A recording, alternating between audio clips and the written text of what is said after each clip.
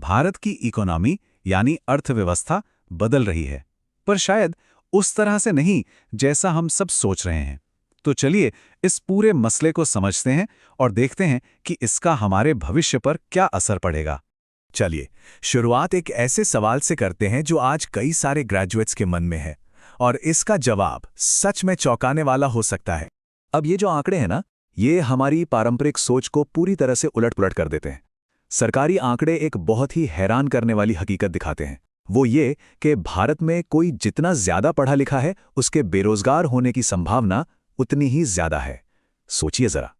तो सवाल ये उठता है कि अगर डिग्रियां जॉब की गारंटी नहीं है, तो फिर ये नौकरियां आ कहां से रही हैं? चलिए असली नंबर्स पर एक नजर डालते हैं।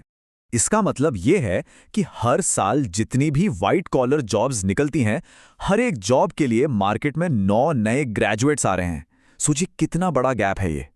तो ये नौकरियां आ कहां से रही हैं?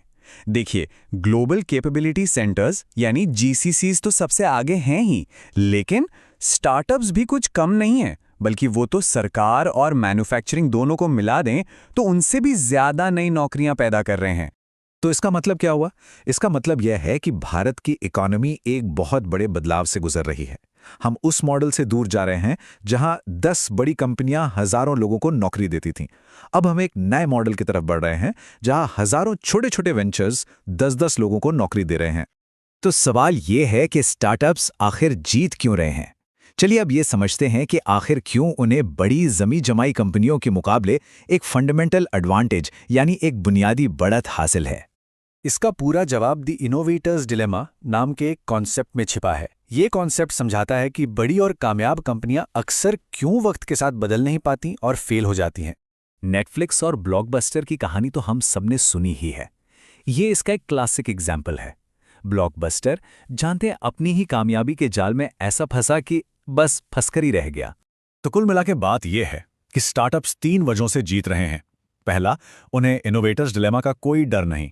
दूसरा, वो बहुत बहुत तेजी से काम करते हैं, एक्सपेरिमेंट करते हैं। और तीसरा, वो बेस्ट टैलेंट को अपनी तरफ खींच पाते हैं। और ये सब सिर्फ किताबी बातें नहीं हैं। एक ऐसा इकोसिस्टम बनाने का एक हिस्टोरिकल ब्लूप्रिंट मौजूद है जो इनोवेशन को बढ़ावा देता है। स्टैनफोर्ड यूनिवर्सिटी की कहानी को ही ले लीजिए। 1930 के दशक में वहां एक सोचा समझा कल्चरल बदलाव लाया गया और उस एक बदलाव ने पूरे इलाके की इकोनॉमी को बदल कर रख दिया। और यहीं पर भारत के लिए एक बहुत बड़ा मौका छिपा है, अपना खुद का स्टैनफोर्ड मूवमेंट बनाने का, एक ऐसा कल्चर बनाने का जहां लोग नौकरी ढूंढने वाले नहीं बल्कि कुछ नया बनाने वाले यानी बिल्डर्स बने। चलिए अब बात करते हैं प्रैक्टिकल चीजों की। अगर कोई कुछ नया बनाना चाहता है, कोई वेंचर शुरू करना चाहता है, तो उसके लिए 5 जरूरी स्किल्स कौन सी हैं? पहली और सबसे जरूरी स्किल इस एक लाइन में छिपी है कि अपने सॉल्यूशन से प्यार मत करो, प्रॉब्लम पर फोकस करो। ज्यादातर स्टार्टअप्स इसलिए फेल नहीं होते कि उनका प्रोडक्ट खराब था, बल्कि इसलिए कि वो जो प्रॉब्लम सॉल्व कर रहे थे उसकी किसी को परवाह ही नहीं थी। तो ये हैं वो 5 फाउंडर स्किल्स, सही प्रॉब्लम चुनने से लेकर उसे मार्केट तक पहुंचाने तक की पूरी प्रोसेस। चलिए एक एक करके इन्हें समझते हैं। दूसरी स्किल है यूनिट इकोनॉमिक्स को समझना, मतलब एकदम बेसिक बिजनेस मैथ। क्या हर एक सेल पर कभी पैसा कमाया जा सकता है? अगर इसका जवाब नहीं है तो उस बिजनेस को शुरू ही नहीं करना चाहिए। तीसरी स्किल है स्पीड यानी रफ्तार, और रफ्तार से मतलब है कि कैसे सिर्फ 2 हफ्तों में और बहुत ही कम लागत में एक आइडिया को असली मार्केट में टेस्ट किया जा सकता है।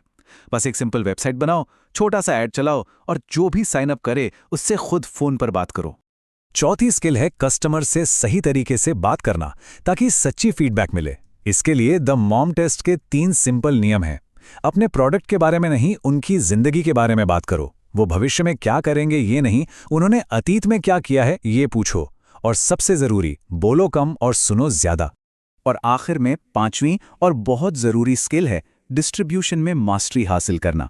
देखिए दुनिया बहुत शोरगुल वाली है, सिर्फ एक बढ़िया प्रोडक्ट बना लेना ही काफी नहीं है, लोगों तक उसे पहुंचाएंगे कैसे? सही चैनल, सही मैसेज और सही टोन के साथ लोगों का ध्यान अपनी ओर खींचना ही पड़ेगा। तो ये सारी बातें हमें एक बहुत ही बुनियादी सवाल पर लाकर खड़ा कर देती हैं कि आने वाले भविष्य के लिए कौन सा रास्ता चुना जाए। पुराना पारंपरिक रास्ता अब उतना भरोसेमंद नहीं रहा।